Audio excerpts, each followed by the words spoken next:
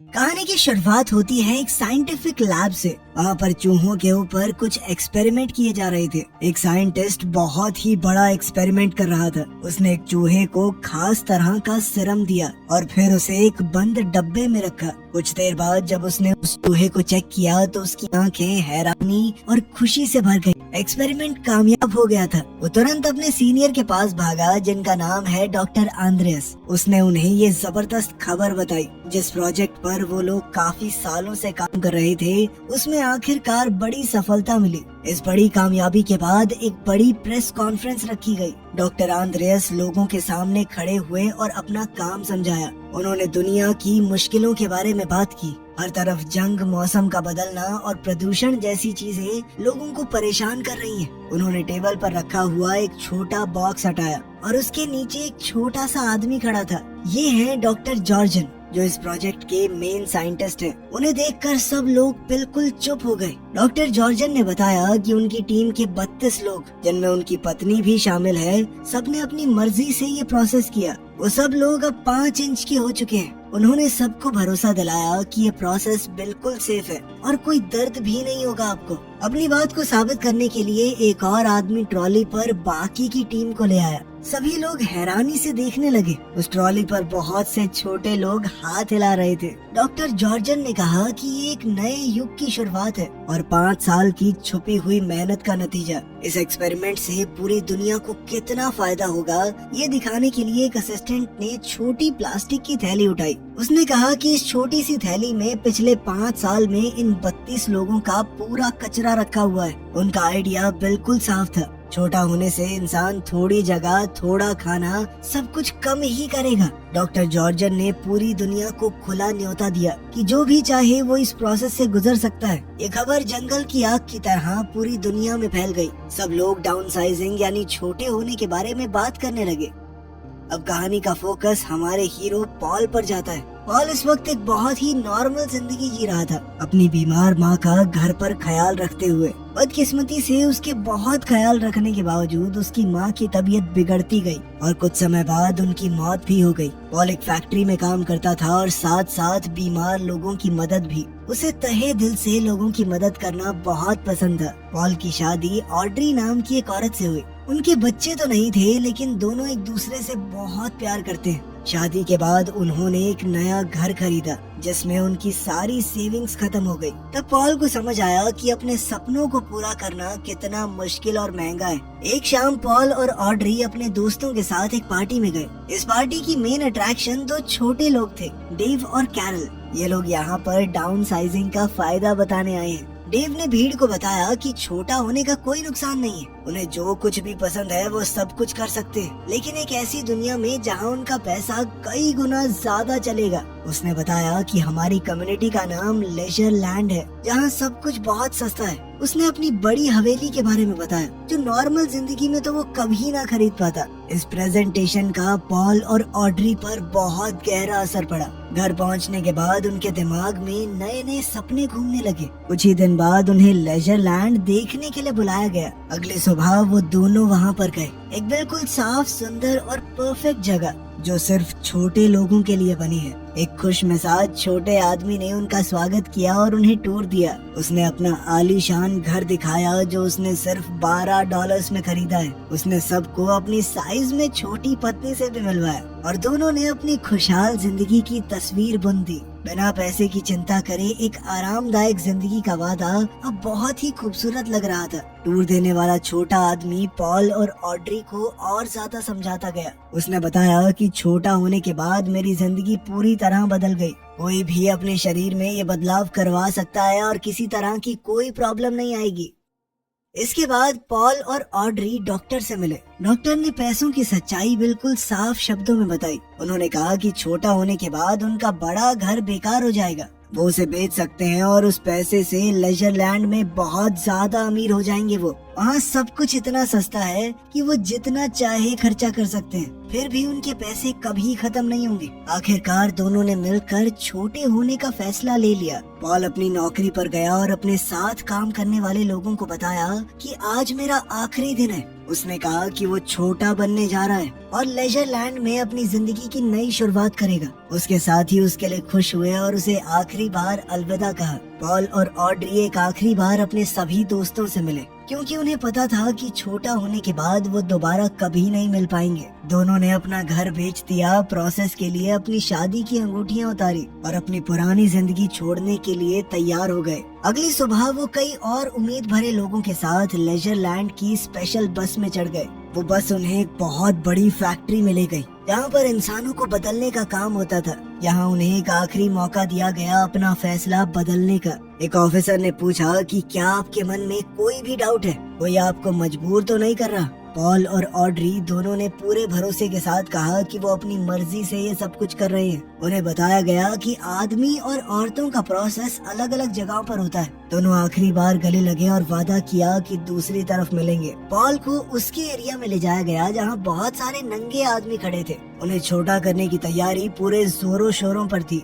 उनके शरीर के सारे बाल पूरी तरह शेव कर दिए गए। जो दांत खराब या सड़ रहे थे उन्हें निकाल दिया गया। ये सब कुछ बेहोशी के दौरान हुआ तो उन्हें कोई फर्क नहीं पड़ा। बेहोश होने के बाद पॉल को एक बड़ी एडवांस मशीन में रखा गया। यह प्रोसेस लगभग 20 मिनट चला और जब सब खत्म हुआ तो पॉल बिल्कुल परफेक्ट तरीके से सिर्फ 5 इंच का हो गया। नए छोटे हुए लोगों को फिर एक रिकवरी एरिया में ले जाया गया, जहाँ सब कुछ उनके नए साइज के हिसाब से बना हुआ था। अब उनके साथ छोटे हो चुके डॉक्टर्स मौजूद थे। उनके निकाले गए दांतों की जगह पर छोटे आर्टिफिशियल दांत भी लगाए गए। काफी लंबे समय के बाद पॉल को होश आया। वो इस वक्त एक छोटे से बेड पर लेटा हुआ था। एक नर्स जो खुद भी साइज में छोटी है, उसने उसे संभाला और कहा कि तुम पूरी तरह ठीक हो। पूरा प्रोसेस सक्सेसफुल रहा। उसने पॉल को छोटे कपड़े दिए और एक बड़ा सा बिस्किट भी ला कर दिया, जो पॉल के नए नजरिए से एक सोफे की गद्दी जैसा लग रहा था। लेकिन पॉल को अपनी चिंता नहीं थी।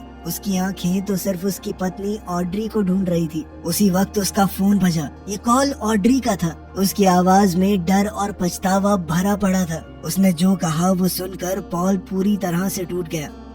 दरअसल वो आखिरी प्रोसीजर के दौरान बहुत ज्यादा डर गई। जब उसने अपने बाल शेव होते हुए देखे तो वो सह नहीं पाई। उसने इस प्रोसेस से पीछे हटने का फैसला किया और फैसिलिटी छोड़कर चली गई। और वहीं पॉल ने पूरा प्रोसीजर करवा लिया। वो बस 5 इंच का था। इस छोटी दुनिया में वो बिना अपनी पत्नी के अकेला क्या करेगा? पॉल ने अपनी पत्नी से भीख मांगी, कहा कि प्लीज वापस आ जाओ। कोई दिक्कत नहीं है, मैंने तो पूरा प्रोसेस करवाया है, आसानी से सब कुछ हो जाएगा, बाल दोबारा उग जाएंगे। लेकिन ऑड्री ने पक्का फैसला कर लिया था। उसने साफ कहा कि उसे बहुत डर लग रहा है, वो वापस नहीं आएगी। आखिरी बार अलविदा कहते हुए उसने फोन काट दिया। पॉल बिल्कुल अकेला रह गया। वो हमेशा के लिए 5 इंच का हो गया था। उसका दिल पूरी तरह टूट गया था। उसकी इस परफेक्ट नई जिंदगी का सपना शुरू होने से पहले ही बिखर गया। वो बहुत ज्यादा उदास रहने लगा। अपने बड़े और आलीशान बंगले में रहने के बावजूद वो बिल्कुल अकेला महसूस कर रहा था। जल्द ही उनकी शादी की अंगूठियां उसे भेजी गई।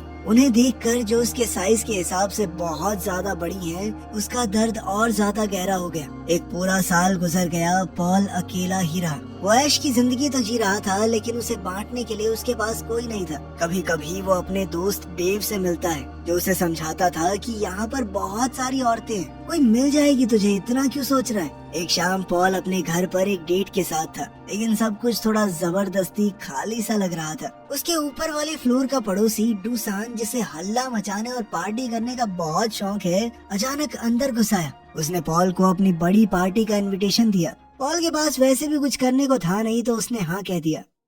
अगली रात पॉल डूसान की शानदार पार्टी में गया, एक बड़ा गुलाब गिफ्ट के रूप में लेकर। डूसान उसे देखकर बहुत खुश हुआ। उसने कहा कि खुलकर पी, बहुत लड़कियां आएंगी यहाँ पे, पटा ले किसी और को, भूल जा अपनी बीवी को भाई। लेकिन पॉल किसी से कनेक्शन नहीं बना पाया। उसने रात भर शराब पी, झांझ में डांस किया और आखिरकार बेहोश होकर गिर पड़ा। सुबह तक पार्टी खत्म हो चुकी थी। सिर्फ पॉल और डूसान फैले हुए सामान वाले फ्लैट में पड़े हुए हैं। अगली सुबह सफाई करने वाली टीम आई। डूसान इतना अमीर है कि वो सारा काम बाकी लोगों से करवाता है। पॉल जब हैंगओवर और घूमते दिमाग के साथ उठा तो उसकी नजर एक सफाई करने वाली औरत पर पड़ी। उसने उसे पहचान लिया। वो तो सारा है, वियतनाम की एक बहुत मशहूर एक्टिविस्ट, जिसे पॉल ने 1 साल पहले न्यूज में देखा था। उस रिपोर्ट में दिखाया गया कि वियतनाम में छोटे लोगों की पूरी बस्ती बर्बाद हो गई थी और वो अकेली बची थी वहाँ से। उस घटना में उसकी एक टांग चली गई और अब वो एक नकली टांग का इस्तेमाल करती थी। पॉल उसके पास गया, उसे देखकर बहुत हैरानी हुई कि इस तरह का काम एक मशहूर औरत क्यों कर रही है।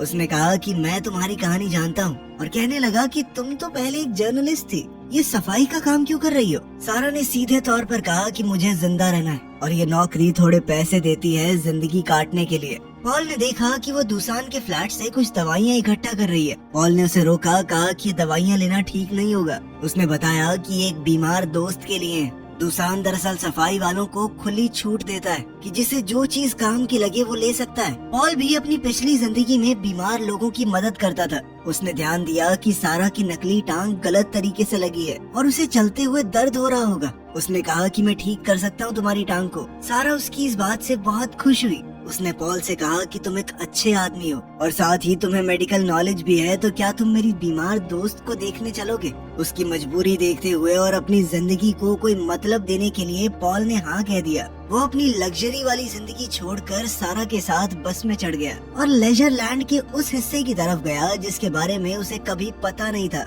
उनकी बस उन्हें लेजर लैंड के एक छुपे हुए हिस्से में ले गई। रास्ते में उन्होंने एक बहुत बड़ी दीवार क्रॉस की। उस दीवार के दूसरी तरफ पॉल ने एक गरीब बस्ती देखी। यहाँ पर उनकी तरह बड़े बड़े घर नहीं थे, बल्कि पुराने शिपिंग कंटेनर्स के अंदर बनी हुई एक झुग्गी जैसी कॉलोनी थी जहाँ सारा जैसे गरीब लोग रहते हैं। वो उसे अपने छोटे से घर में ले गई जो एक कंटेनर के अंदर बना था। अंदर एक औरत बेड पर लेटी हुई दिखी जो बहुत ज्यादा बीमार है। सारा ने बताया कि यही उसकी दोस्त है और पॉल से कहा कि डॉक्टर साहब इसका इलाज करो। पॉल ने कहा कि मैं कोई असली डॉक्टर नहीं हूँ, लेकिन सारा ने जिद की कि मुझसे तो ज्यादा ही पता है तुम्हें। पॉल ने सलाह दी कि दुसान के घर से लाई हुई कुछ दवाइयाँ दी जा सकती हैं। उसने थोड़ा सोच समझकर मेडिसिन दे दी। पॉल ने फिर से कहा कि मैं तुम्हारी नकली टांग भी ठीक से फिट कर दूंगा। इस पर सारा ने कहा कि कुछ दिन बाद करते हैं ये। पॉल वहाँ से तो चला गया, लेकिन वो सारा को भूल नहीं पाया। कुछ दिन बाद वो दोबारा उसके घर गया। सारा के पास एक बुरी खबर थी। वो बीमार औरत जिसे उन्होंने मेडिसिन दी थी वो मर गई।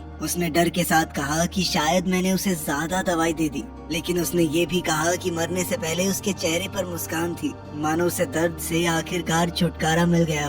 पॉल ने फिर उसकी नकली टांग ठीक करनी शुरू की। जब वो ढीले स्क्रूज को टाइट कर रहा था तो सारा ने अपनी कहानी बतानी शुरू की। उसने बताया कि वियतनाम में मैंने सरकार के डैम प्रोजेक्ट के खिलाफ प्रोटेस्ट किया था, इसीलिए मुझे जेल में डाल दिया गया। उसकी बहन भी उसके साथ जेल गई और वहाँ पर हुई पिटाई को सह नहीं पाई, मर गई। इस सब के दौरान ही एक दुर्घटना में उसकी टांग चली गई। पॉल अपना काम कर ही रहा था कि अचानक से नकली टांग टूट गई। सारा बहुत गुस्सा हो गई कि जैसी चल रही थी वैसी भी नहीं छोड़ी तूने तो। लेकिन पॉल ने हार नहीं मानी। उसने सारा को कंधों पर उठाया और अपनी गलती सुधारने के लिए कहा कि सफाई का काम मैं करूंगा जब तक तुम्हारी टांग ठीक नहीं कर देता। अब वो लेजर लैंड के अमीर लोगों के घर की सफाई करने लगा। ये काम उसके पिछले कामों से बहुत नीचा काम था, लेकिन पॉल को इस बात से कोई प्रॉब्लम नहीं थी। उसे दूसरों की मदद करते हुए फिर से अपनी जिंदगी का कोई मतलब मिल गया था। वो कई दिनों तक उसके साथ रहा। इस दौरान उसने सारा का एक और रूप देखा। उसने देखा कि कैसे वो अपनी गरीबी के बावजूद दूसरे बूढ़े और बीमार लोगों की मदद करती है,